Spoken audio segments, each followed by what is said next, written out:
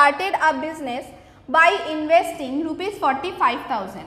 রাহুল 45,000 টাকা দিয়ে একটা ব্যবসা শুরু করেছে। 6 months later, 6 মাস পরে Sanjay joined him with rupees 30,000. Sanjay কি করলো? 30,000 টাকা নিয়ে 6 মাস পরে জয়েন করলো। এবার বলা আছে in what ratio should the earned profit be distributed at the end of the year. এক বছরের শেষে গিয়ে এই যে প্রফিটটা ওরা আর্ন করলো সেটার রেশিও কি হবে?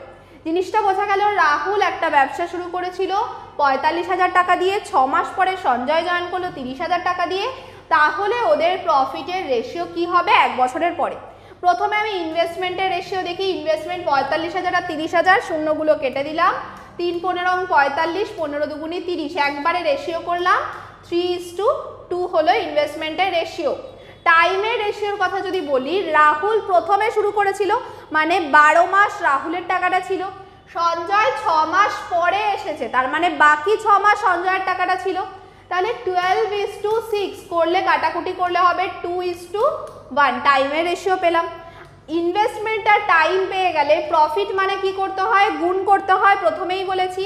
6:2, কাটাকুটি করো, 2 দিয়ে ভাগ করলে 3:1, এই হলো রেশিওটা 3:1। অপশন নাম্বার বি হয়ে গেল রাইট আনসার। এই হচ্ছে সলিউশন। খুব সহজ, সলিউশনটা দেখে নাও। তাহলে এই অঙ্কগুলো আমাদের প্রথম যেটা করতে হবে সেটা হচ্ছে ইনভেস্টমেন্টের রেশিও খুঁজতে হবে।